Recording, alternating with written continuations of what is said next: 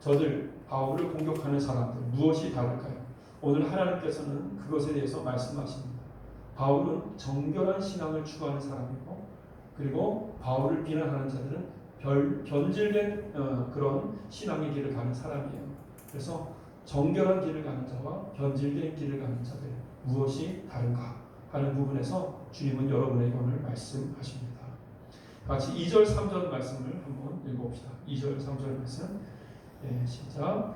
내가 하나님의 열심으로 너희를 위하여 열심을 내노니 내가 너희를 정결한 처녀로 한 남편인 그리스도께 드리려고 중매하니로다. 그러나 나는 뱀이 그 관계로 하와를 미혹한 것 같이 너희 마음이 그리스도를 향하여 진실함과 깨끗함에서 떠나 부패할까 두려워하노라. 아멘. 바울은 지금 고린도 성도들에게 복음을 전할 때 어떤 마음으로 복음을 전했냐면요, 마치 정결한 처녀를 잘 준비해서 훌륭한 남편 되신 그리스도께 이 정결한 처녀를 이렇게 중매하는 그런 입장에서 내가 너희에게 복음을 전한 것이다. 그래서 그리스도인이라는 그 개념은 바로 예수 그리스도와 하나가 되고 한 가족이 된다라는 의미에서 때로는 이렇게 결혼의 관계로 설명할 때가 있는데, 바울이 여기서 특별히 중매하는 자의 입장에서 내가 복음을 전했다라고 말하는 이유는 바로 그리스도인의 삶에서 가장 중요한 것 중에 하나가 무엇이냐면 정결함이기 때문에 그래요. 정결함이기 때문에. 정결한 신부로서 예수님께 당당하게 예수님 보십시오. 정결한 주님이 사랑하실 만한 자들입니다. 이렇게 하면서 주님께 올려드리고 주님과 하나가 되고 한 몸이 되는 그러한 그리스도인, 진정한 그리스도인이 되게 하고자 바울은 간절한 마음이 있었어요. 그래서 바울의 마음은 어떻게 하면 이들을 더 정결하게 그리스도께 올려드릴 수 있을까? 그런 마음이었던 거죠. 여기서 보면은 뱀이 그 관계로 하와를 미혹한 것처럼, 그래서 선악과의 사건을 언급하면서 그런 일들이 생기지 않게 하려고 내가 노력하고 애를 썼다 이렇게 얘기하는 거죠. 여러분, 선악과의 사건에서 그 하와가 뱀의 그 유혹에 넘어가지 않습니까? 무엇을 보고 넘어가죠? 뱀의 그 말을 듣고 넘어가지만 또 무엇을 보고 넘어가죠? 보암직하고 먹음직스럽고 그런 모습을 보고 넘어갑니다. 그것을 보고 이것을 하면 내가 부자가 될 것 같아. 내가 이것을 하면 내가 권력을 좀 갖고 혹은 유명해질 것 같아. 사람들에게 좀 인정을 받을 것 같아. 이것을 먹으면 이것을 행하면 내가 좀 내 육체에 좀 만족이 될 것 같아. 이런 눈에 보이기에 정말로 좋아 보이는 것, 그럴듯해 보이는 것, 바로 그것으로 정결한 신앙을 사탄 마귀는 유혹하는 것입니다. 바울이 원하는 것은 정결함, 계속 강조합니다. 진실함, 깨끗함, 똑같은 말을 지금 다른 단어를 써서 계속 강조하는 거예요. 정결함, 진실함, 깨끗함. 그런 것을 바울은 지금 추구하고 있는데, 조금이라도 변질되지 않기를 바라는데 무엇에 의해 변질되는가? 눈에 보이게 좋아 보이는 것들에 의해서 변질될 수 있다 너희가. 그것이 바울의 마음을 답답하게 하는 것입니다. 여러분, 눈에 보이게 좋아 보이는 것들, 눈에 보이게 좋아 보이는 것들 때문에 오직 하나님만을 사랑하고 오직 예수님만을 주인 삼고 예수님만을 따르겠습니다 하면서 나아가는 정결한 마음은 너무나 쉽게 변질될 수 있습니다. 누구나 신앙생활을 아무리 오래 한 사람이라 할지라도, 선교사나 목회자처럼 주님의 일을 하는 사람도 더더욱 마찬가지입니다. 눈에 보이기에 좋아 보이는 그런 것들이 정결한 신앙을 변질시킵니다. 눈에 보이기에 좋아 보이는 것들을 항상 주의하십시오. 주의합시다. 4절, 5절 말씀. 먼저 4절 말씀 한번 읽어볼게요. 4절 말씀 읽겠습니다. 시작. 만일 누가 가서 우리가 전파하지 아니한 다른 예수를 전파하거나 혹은 너희가 받지 아니한 다른 영을 받게 하거나 혹은 너희가 받지 아니한 다른 복음을 받게 할 때에는 너희가 잘도 용납하는구나. 바울은 섭섭해요. 바울이 그 전한 그 복음이 아닌 다른 복음을 전하는 사람들이 와서 너에게 복음을 전하는데 너희가 어쩜 그렇게 잘도 받아들이느냐. 난 섭섭하다. 바울은 섭섭합니다. 고린도 성도들에게. 그럼 바울이 전한 복음과 저들이 전한 복음이 무엇이 다를까요? 다른 것은 무엇이냐면 핵심이 빠지는 거예요. 바울이 전할 때는 항상 예수, 아주 중요한 게 예수, 성령님, 복음 아주 중요하죠. 그러나 먼저 이러한 예수에 대해서, 성령에 대해서, 복음에 대해서 별로 중요하게 생각하지 않는 사람들이 있어요. 별로 중요하게 생각하지 않아요. 변질되는 사람들, 변질되어지는 길을 가는 사람들. 예수 하면 크게 중심 개념이 나와요. 네 가지가 나옵니다. 여러분 항상 예수님, 예수님 하면서 기도하잖아요. 그럴 때마다 이 네 가지를 생각할 수 있으면 좋아요. 예수님 하면 생각하는 데는 중심 개념 네 가지. 예수님은 살아계신 하나님이시다. 하나님 저 멀리 우리와 상관없이 계신 분이 아니라 실제로 우리와 함께 하시는 임마누엘 하나님이시다. 하나님은 실제로 우리의 삶에 개입하시고 관여하시고 그리고 우리의 삶에 함께 동참하길 원하시는 우리를 눈동자와 같이 지키시며 자지도 않고 졸지도 않는 하나님이시다. 예수님 하면 우리는 그 하나님이 생각나는 거예요. 지금 나를 보고 계시는 하나님, 그 하나님을 의식하면서 살아가는 삶, 그것이 바로 정직한 정결한 삶인 것입니다. 그 하나님을 의식하며 살아가려고 애쓰는 거예요. 그러면 그럴수록 우리는 더 정결해지는 겁니다. 그런데 신앙이 변질되면 어떻게 돼요? 그 하나님과 나는 상관이 없어요. 좀 하나님 저의 인생에 관여하지 말아주세요. 내 마음대로 좀 하고 싶습니다. 이렇게 되는 거죠. 실제로 역사하시는 하나님에게는 관심이 없어요. 우상으로서의 하나님에게 관심이 있어요. 내가 빌면 그것만 주세요. 내가 빌어서 이거 다 주세요라고 하면 헌금하면 그거 주세요 이렇게 하면 그것만 받겠습니다 하는 우상과 같은 하나님, 나의 삶에 별로 관여하지 않는 하나님. 그러나 예수님 하면 바로 나의 삶에 직접적으로 관여하시는 하나님을 생각하게 된단 말이에요. 두 번째, 예수님 하면 생각나는 것이 무엇이 있습니까? 여러분 인생을 살면서 제일 죄송한 분이 누구예요?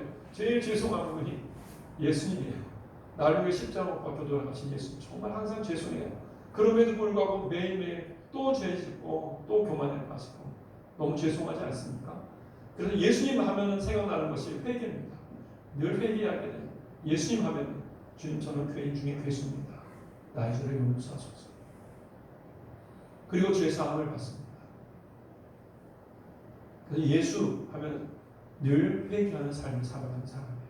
늘 예수님을 의식하면서 회개하고 또 정결해지고 또 회개하고 또 정결해지고 매일매일 옷을 빨아야죠. 발을 씻어야 되지 않겠습니까? 깨끗하게 살아야죠. 예수님을 생각하며 회개하는 사람, 그들이 바로 정결한 그리스도인들이에요. 그런데 어떤 사람들은 신앙생활을 하다가 회개를 하지 않으려고 드는 거예요. 자신의 죄를 보려고 하지 않아요. 다른 사람들 죄만 보면 손가락질 하려고 해요. 교만해집니다. 그러다 보니까 자기도 모르게 의인이 된 거예요. 의인이 된 거예요. 예수님의 십자가의 그 죄사함이 별로 자신에게는 상관이 없는, 저 사람에게는 필요한데 나에게 필요 없는 게 돼버려요. 그건 변질되어지는 거예요. 신앙은 그렇게 변질되는 겁니다. 정결한 신앙을 계속적으로 추구하는 사람은 매일매일 회개하고 정결해지는 사람입니다. 세 번째, 예수님 하면 생각나는 것은 십자가입니다. 예수가 어떻게 사셨습니까? 이 땅의 모든 보편적인 인간들이 살아가는 삶과 정반대로 사셨어요. 사랑하며 섬기며 희생하며 자기 자신을 그 높으신 하나님이신데 더 낮추고 또 낮추며 예수님 그렇게 사셨죠. 그리고 십자가에서 못 박혀 돌아가시는 그 비참함, 모든 사람들이 보기에는 실패한 인생처럼 보이는 완전한 사랑을 행하신 거죠. 그분이 바로 예수님입니다. 그분이 우리에게 무엇을 말씀하십니까? 나를 따라오려거든 너희에게 너희 십자가를 지고 나눴다고 말씀하시죠. 그래서 예수님을 생각하면 이 세상에서 가장 값진 인생은 완전한 사랑, 예수님처럼 사랑하는 삶입니다. 나도 사랑하고 섬기며 희생하며 살고 싶습니다. 그게 잘 안 됩니다. 주님 도와주소서. 나도 사랑하며 섬기며 희생하며 나의 십자가를 지고 살기를 원합니다. 예, 나의 아내를 그렇게 사랑하고 내 남편을 그렇게 사랑하고 내 자녀를 그렇게 사랑하고 내게 맡기신 이웃을 그렇게 사랑하며 주님께서 맡겨주신 이 삶 가운데서 정말 그렇게 예수님처럼 살기를 원합니다. 그래서 십자가의 삶을 추구하는 거예요. 십자가의 삶. 물론 그렇게 잘 안 됩니다. 우리 예수님이 아니니까요. 그러나 그 삶을 추구하는 거예요. 추구하면 할수록 그는 정결한 삶, 깨끗한 삶, 진실한 삶인 것입니다. 네. 변질되어진다는 것은 다른 말이 아니라 십자가의 삶을 잃어버린다는 거예요. 다른 사람에게 섬기기보다는 요구하고 사랑하기보다는 다른 사람들을 이용해서 내가 무언가를 착복하려고 이익을 얻으려고 들고 희생하기보다는 무언가 그들로 말미암아 피해를 당하는 것에 대해서 화가 나고 분이 나고 너 때문에 내가 피해를 당했어 라고 그들에게 무언가 이렇게 대갚아주고 싶고 그런 삶이 그런 모습이 점점 일어나고 그런 삶이 이 자신의 삶이 되도록 만드는 것은 점점 변질되어지는 삶이라는 말이죠. 예. 예수님 하면 생각나는 그것은 네 번째는 부활입니다. 부활. 예. 예수님은 부활하셨어요. 이 땅 가운데서는 비참하게 죽으셨지만 그러나 그 비참한 삶이 바로 승리의 삶이었어요. 영광의 삶이었죠. 하나님 앞에서는 완전한 순종의 삶이었잖아요. 왜 그런 고통과 고난의 삶을 삽니까? 그렇게 살 수 있습니까? 영원한 하나님의 나라에서 우리가 부활한단 말이에요. 천국과 천사들이 우리 앞에 다 무릎 꿇고 우리를 높이 올려준단 말이에요. 이게 부활이에요. 예수님 생각하면서 살아가는 사람은 항상 이 땅에서의 삶의 만족을 위해서가 아니라 부활하여서 하나님의 나라에서 내가 어떻게 드러나게 될까? 어떻게 칭찬을 받을까? 여기에 관심이 있어요. 그래서 잘 살기 위해 사는 것이 아니라 잘 죽기 위해서 하나님의 뜻대로 잘 섬기며 사랑하며 그렇게 죽기 위해서 살아가는 사람이라고 해요. 이 예수님 하면 생각나는 주요 개념이 이 네 가지. 살아계신 하나님, 회개하는 삶, 십자가, 그리고 부활.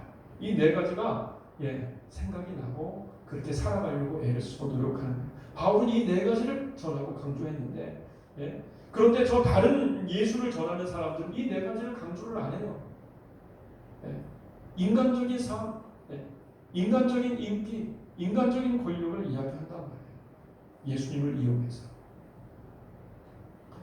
그 다음에 내용을 봅시다. 그 다음에 보면은 다른 영을 받게 했다고 해서 다른 영. 영은 뭐예요? 성령이죠. 바울은 성령을 분명하게 전했어요. 성령을 그들에게 임하게 했고 성령을 경험하게 했어요. 성령 하면 제일 중요한 게 뭔 것 같습니다, 여러분? 성령 하면 제일 중요한 거. 성령 하면 보혜사 성령. 예수 그리스도의 영이에요, 성령. 예수 그리스도의 그 길을 가게 돕는 영이에요. 도움의 영. 돕는 영. 살아계신 하나님을 알게 하고 느끼게 하고 그 음성을 듣게 하고 예수 그리스도의 그 마음을 알게 하고 예수 그리스도께서 가신 그 길을 따라가게 하는 제일 중요한 건 뭐예요? 하나님과 동행하는 삶을 살게 한다. 성령. 제일 중요한 건 뭐예요? 하나님과 매일매일 동행하며 하나님과 함께 길을 가며 하나님과 함께 동행하는 것을 실제로 실감하며 느끼며 살아가게 하는 그분이 바로 성령님이시죠. 성령님이 인도하시는 대로 하나님과 예수님과 함께 동행하는 삶을 살면 만사형통 항상 즐겁고 행복합니까? 그렇지 않죠. 왜냐하면 우리는 십자가의 길을 가니까요. 우리는 이 땅 가운데 연단을 받는 길을 가기 때문에 하나님이 인도하시는 길을 가더라도 힘들고 어렵습니다. 괴롭습니다. 때로는 연단 받아야 돼요. 우리는요. 그것이 축복입니다. 우리는 연단 받기 위해 어쩌면 이 세상에 태어난 거예요. 연단의 과정을 통해서 하나님의 나라가 준비되어야 되는 것이죠. 그 진정한 축복이죠. 연단 받는 과정을 거치게 됩니다. 하나님이 인도하시기 때문에 거치는 과정이에요. 그 과정을 거치면 무엇이 우리의 삶에 생깁니까? 성령의 열매가 생깁니다. 즉 다시 말해서 예수님을 닮아가는 실제적인 모습이 우리 안에 맺혀지는 거예요. 우리 안에 예수님을 닮아가는 우리 자신이 되는 거죠. 성령의 열매입니다. 그리고 그런 삶을 살아가는데 때로는 우리가 싸워야 되고 경쟁해야 되고 이겨야 되기 때문에 성령의 은사를 또한 받고 성령의 능력을 받습니다. 그러나 여기서 가장 중요한 것은 하나님과 실제로 동행하는 삶이 중요한 거예요. 삶을 온전하게 하나님과 동행하는 삶을 살기 위해서 성령의 은사도 필요하고 성령의 능력도 필요하고 그리고 그렇게 해서 견디며 인내하며 살아낼 때 성령의 열매를 맺게 되는 거예요. 중요한 것은 하나님과 끝까지 동행하는 삶을 살아가는 것, 그것이 중요한 것이지 성령의 당장의 능력, 눈에 보이는 어떤 효과, 그런 것이 아니라. 물론 그것도 필요하죠. 능력이 있어야 됩니다. 그러나 능력만 강조하는 사람들이 있어요. 능력만. 삶은 얘기하지 않아요. 예수 그리스도 살아계신 하나님과 어떠한 삶을 매일매일 살아가고 있는가, 이런 것에는 관심이 없어요. 지금 당장 고쳐주소서.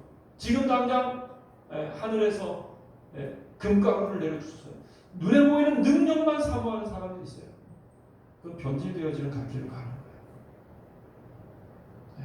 능력이 필요하지만 그 능력은 왜 필요하냐면 우리가 꿋꿋이 하나님과 함께 동행하는 삶을 살아내야 하기 때문에 성령의 능력이 필요한 것입니다. 그래서 성령 하면 동행하는 사람, 항상 이렇게 생각하세요.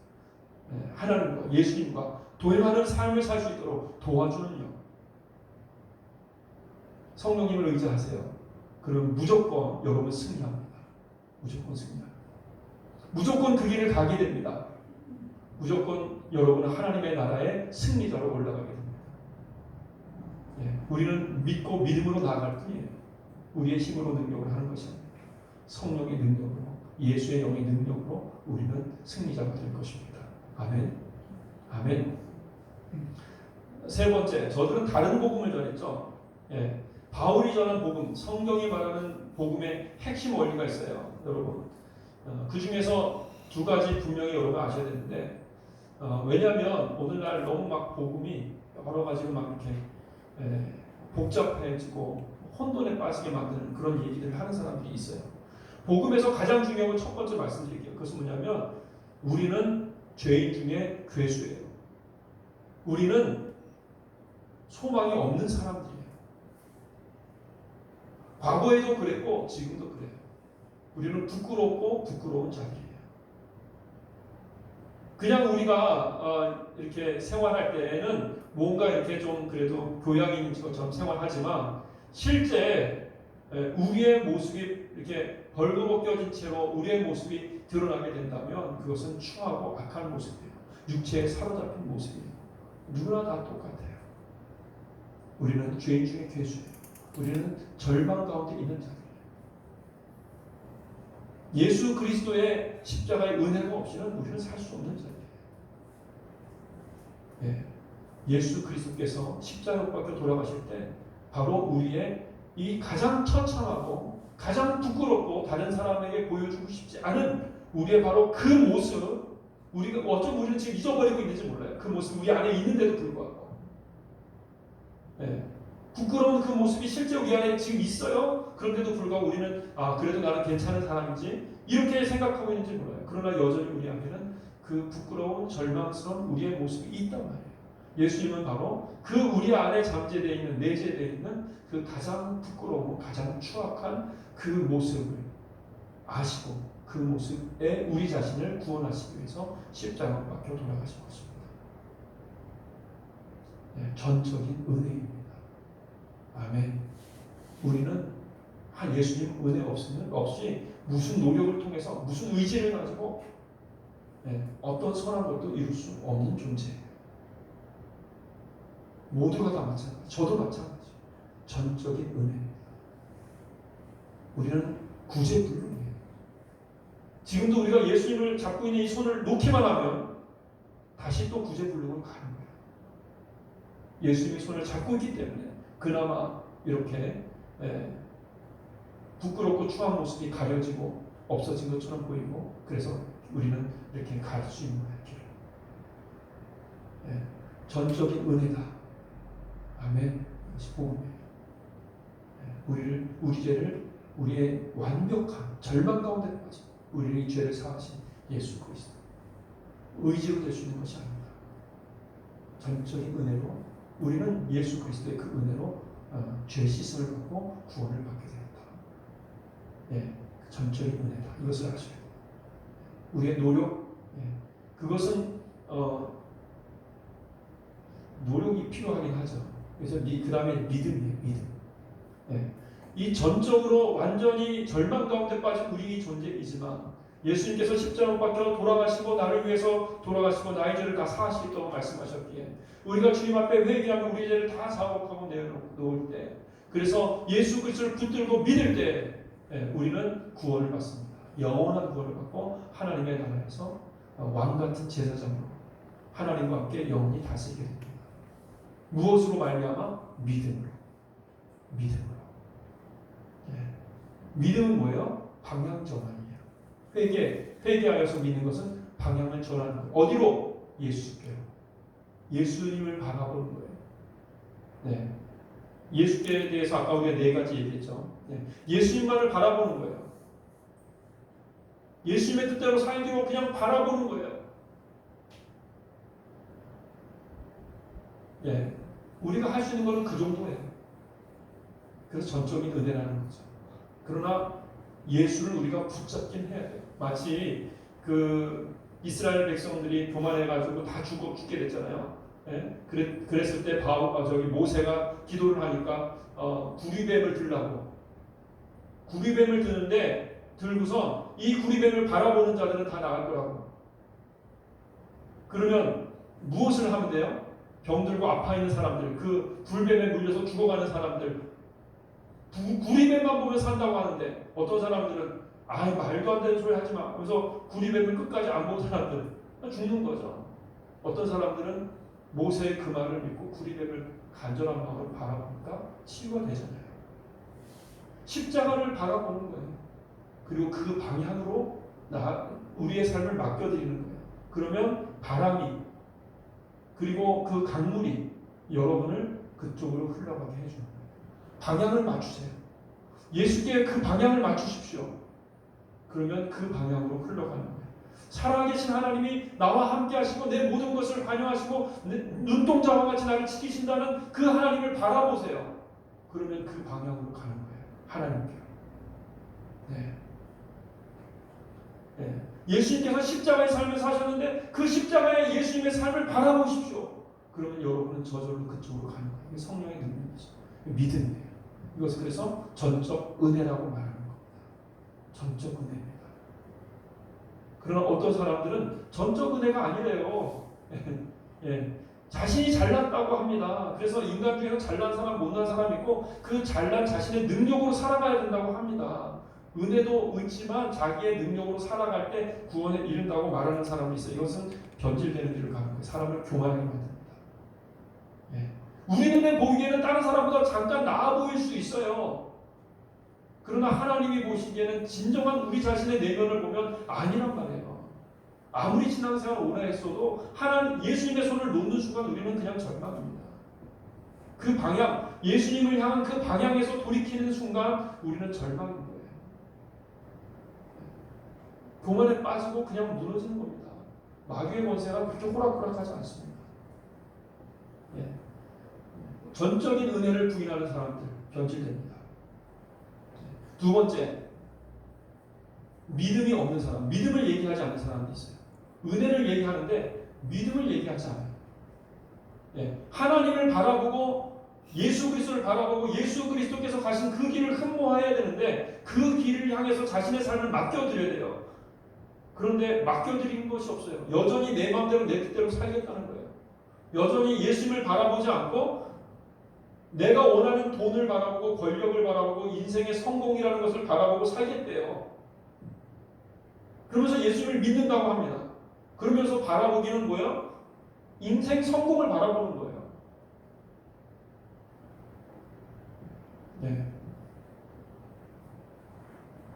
내가 하나님 믿으니까, 내가 교회 다니니까, 내가 헌금하니까 나는 당연히 저 인생 성공을 나는 쟁취할 수 있어.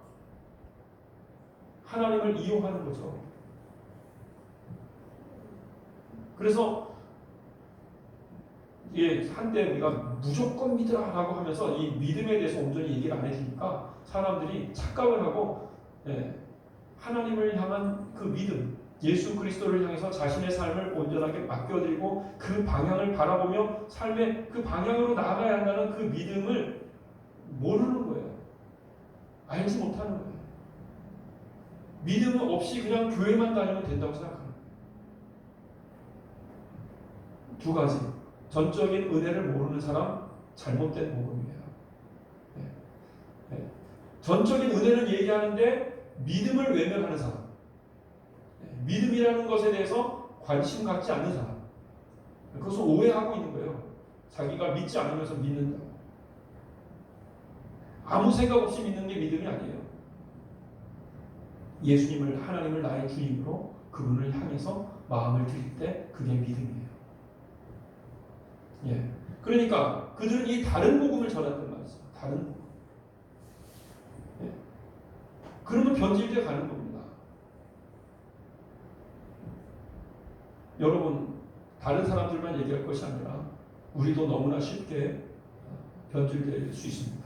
우리가 우리 교회에 모여서 같이 예배드리고 기도하고 또 하는 이유는 혹시 우리도 변질될까 봐, 그리고 우리의 가족이나 주변에 어떤 사람들이 변질될까 봐.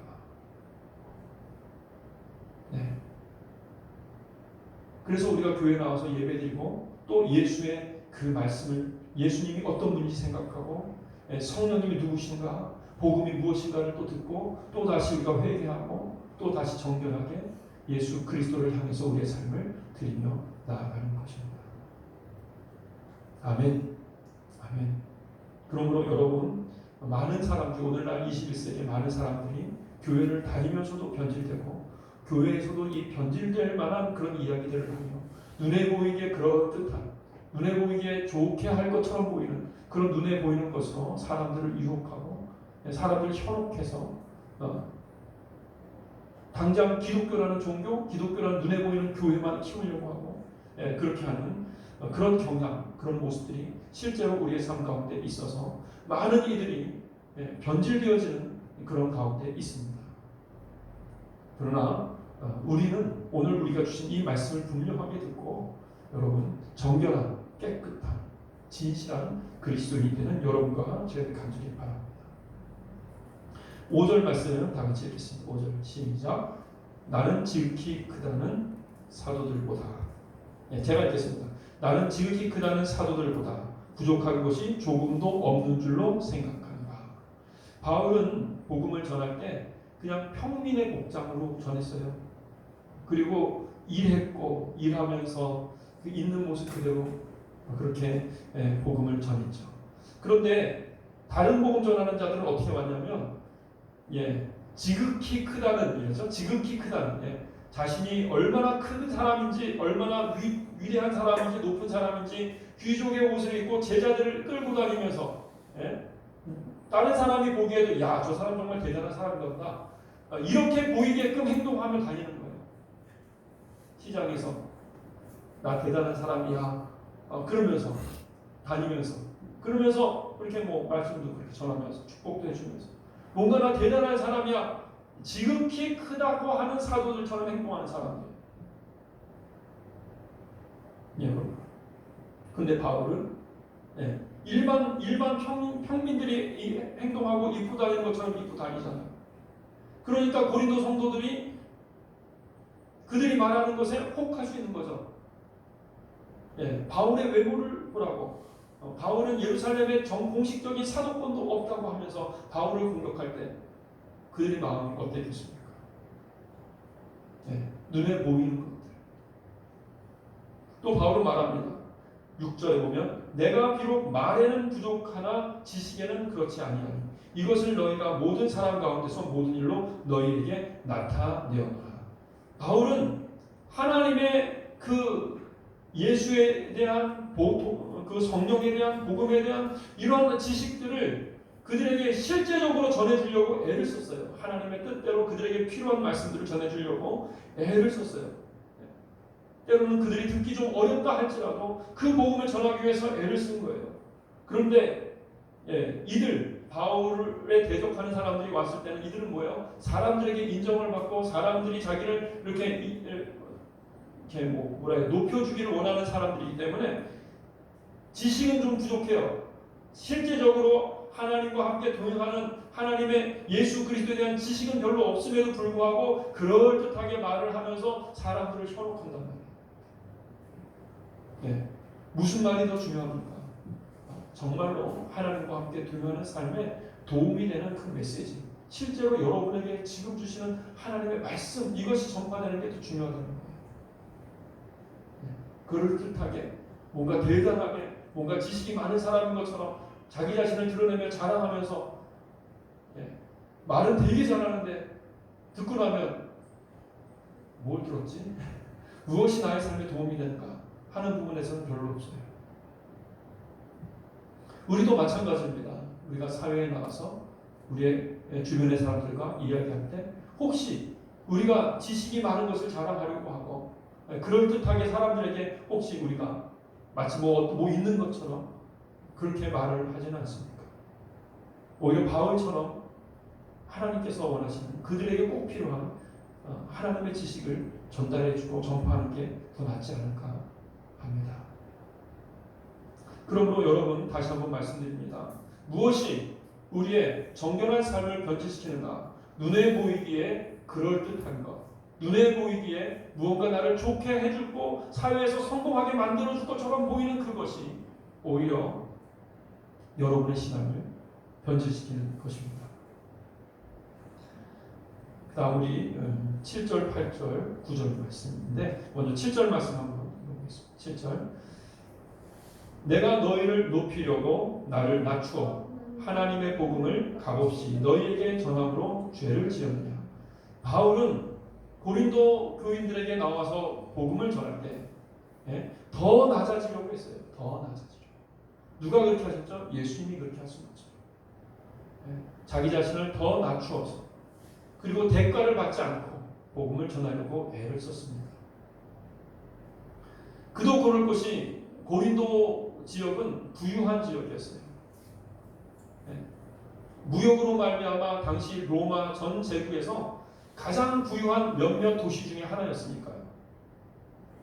고린도 지역의 사람들은 재리에 밝은 사람들, 영리한 사람들이었어요. 바울은 고린도 지역에 갔을 때 이 사람들에게 복음을 전할 때는 절대로 돈을 받으면 안 된다. 왜냐하면 진정한 복음을 전하기 위해서.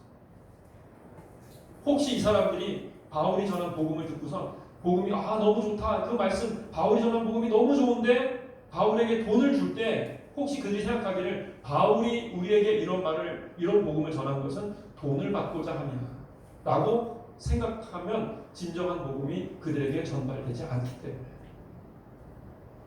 혹시 그들이 그런 오해를 할까봐 바울을 향해서 바울은 진실한 복음을 전해주고 싶은데 혹시 그 돈에 대한 부분 때문에 바울이 전하는 복음이 오해를 받을까봐 바울은 돈을 받지 않고 값없이 복음을 전하기 위해서 애를 쓴 것입니다. 8절 말씀 읽겠습니다. 시작. 내가 너희를 섬기기 위하여 다른 여러 교회에서 비용을 받은 것은 탈취한 것이라. 좀 문맥상 맞습니까? 탈취한 것이다 라고 번역하기보다는 강권해서 받은 것이다 라고 생각하시면 돼요. 강권해서. 고린도 교회에 고린도 지역에 선교를 하기 위해서 이미 복음을 잘 알고 있는 이미 교회가 세워진 마게도냐 지역이나 빌립보 지역이나 갈라디아 지역이나 그 지역에 있는 사람들에게는 바울이 강권했어요. 너희 헌금해야 된다. 하나님의 이 역사를 위해서 여러분 헌금하십시오. 그래야 여러분 복을 받습니다. 그들에게 하나님의 복음이 전파되는데 여러분이 직접 참여할 수는 없으니까 돈으로라도 헌금하셔서 여러분이 하나님의 사역에 동참하십시오. 바울은 그렇게 강권했다고 말합니다. 저들에게 내가 강권했다. 고린도 사람들을 사랑해달라고, 고린도 사람들을 위해서 희생 좀 해달라고. 그래서 그 비용을 내가 받아서 너희들을 섬긴 것이다. 이렇게 말하고 있습니다. 9절 말씀 읽겠습니다. 9절 시작. 또 내가 너희와 함께 있을 때 비용이 부족하였으되 아무에게도 누를 끼치지 아니하였음. 마게도냐에서 온 형제들이 나의 부족한 곳을 보충하였습니다. 내가 모든 일에 너희에게 폐를 끼치지 않기 위하여 스스로 조심하였고 또 조심하리라. 바울은 고린도 성도들이 완전히 그리스도인으로 완전하게 정결한 그리스도인으로 되기까지는 폐를 끼치지 않기로 결심했어요. 그래서 바울은 이 고린도 성도들을 정결한 복음, 진실하고 깨끗한 그 복음이 고린도 성도들에게 전파되기를 간절히 원했습니다. 여러분 그렇습니다. 우리가 이 땅 가운데 사는 동안에 정말로 정결한 복음이 어떤 사람들에게 전파되기를 여러분이 원하신다면 여러분 인간적인 당연히 받아야 되는 어떤 당연히 받아야 되는 것들을 때로는 포기할 수 있어야 우리가 어떤 사람에게 진실한 복음을 전파할 수 있을 것입니다. 재정에 관한 것 아주 믿지 않는 자들, 오늘날에는 믿는 사람을 믿지 않는 사람이나 모두에게 돈은 아주 민감한 것이지 아닙니까? 그러므로 아주 조심성 있게 진실한 복음을 전하기 위해서 바울이가 이렇게 애를 쓴 것은 우리는 다 이해할 수 있습니다. 또한 뿐만 아니라 그 복음을 그렇게 전하기 위해서 이미 예수 그리스도를 분명하게 알고 헌신한 사람들에게는 강권해서 저들을 위해서 헌신하라고, 저들을 위해서 좀 희생하라고 강권해서 그 헌금을 받아서 그것을 가지고 사역을 했습니다. 저는 한 가지 제가 믿음의 시작교회에서 지금 가장 부끄러운 것 중에 한 가지는 선교 헌금을 우리가 하고 있지 못하다는 것이에요. 이전에는 우리가 너무 지나치게 선교 헌금을 했는지 어떤지 좀 재정의 부담이 많이 있어서 저희가 멈추게 됐는데 지금은 우리가 선교 헌금을 못하고 있습니다. 그러나 기도하고 있습니다. 적당한 때에 하나님 다시 우리가 열심히 다시 선교하고 헌금하고 할 수 있도록 인도해 주셔서 그렇습니다. 여러분 제가 이제는 여러분에게 강조할 수 있어요. 여러분 헌금 많이 하십시오. 11조 많이 하십시오. 그것은 하나님께 하는 것에 저에게 하는 게 아니에요. 하나님께 하는 거예요. 여러분의 헌금을 통해서 여러분이 누구인지가 드러납니다. 여러분의 가정의 재정의 주인이 누구인가? 여러분의 사업의 주인이 누구인가? 그것을 여러분이 밝히 드러내는 것이고 그렇게 드러내므로 하나님께 올려드릴 때 말라기서에서 하나님께서 말씀하신 것처럼 시험해보라. 너희 11조로 나를 시험해보라. 내가 너희에게 부어주는지 축복을 주는지 주지 않는지 시험해보라. 하나님께서 그렇게 이스라엘 백성들이 헌금에 인색하니까 그렇게 말씀하지 않습니까? 하나님께 여러분의 모든 재물이나 재정이나 모든 것은 다 하나님 당신의 것입니다. 하나님께 드리는 그 마음으로 여러분이 합당한 헌금, 합당한 11조를 올려드릴 때 하늘에서 여러분을 향한 축복이 더욱더 넘치게 될 것입니다. 그것은 하나님께 올려드리는 거예요. 저도 그렇게 헌금하며 살기를 원합니다. 아멘. 또 우리가 그렇게 그 헌금을 통해 또한 선교를 해야 할 것입니다. 우리 믿음의 시작교회가 그렇게 또 선교하는 그런 교회가 앞으로 될 줄로 믿고요. 또 하나님께서 예비하신 주님의 제자들이 이곳에 더 많은 사람들이 또 이곳에 함께 모여서 하나님의 함께 제자가 돼서 그 길로 가게 될 줄로 믿습니다. 말씀을 요약합니다. 그렇습니다. 정결한 그리스도인, 깨끗하고 진실한 그리스도인이 되어야 하겠습니다. 바울은 그것을 위해서 그렇게 애를 쓰고 노력을 했고요. 그리고 변질되어지는 그런 사람들이 있어요. 그런 사람들이 있는데 그 과정 중에 제일 중요한 거 우리가 분명히 알아야 될 것 딱 한 가지 알아야 하는 것이 있다면 그것은 다른 것이 아니라 눈에 보이기에 좋아 보이는 것. 눈에 보이기에 뭔가 나를 이렇게 부자 되게 할 것 같고 유명하게 할 것 같고 권력을 갖게 할 것 같고 육체의 만족을 줄 것 같은 그것이 바로 우리의 신앙을 변질시키는 바로 것이 될 수 있다. 이것을 항상 여러분 아시기 바라고 그런 의미에서 예수님 누구신가? 예수님 바로 살아계신 하나님의 징표. 예수님은 우리로 하여금 회개하시는 분, 매일매일 회개하시는 분. 예수님은 우리로 하여금 십자가의 길을 가도록 독려하시는 분. 예수님은 바로 하나님의 영원한 나라에서 우리가 부활하여서 받을 그 축복, 그 영광을 우리에게 제시하시는 분이라는 사실. 또 성령님은 누구신가? 성령님은 우리가 하나님과 함께 동행하는 그 길을 인도하십니다. 복음은 무엇인가? 완전한 죄인인 바로 우리를 구원하시는 하나님의 전적인 은혜. 우리가 예수 그리스도께로 방향을, 우리의 그 초점을 맞춰서 우리의 삶을 드릴 때 우리의 삶을 인도하셔서 영원한 하나님의 나라로 인도하시는 바로 그 세계에 대한 믿음, 이것이 바로 복음인 것입니다.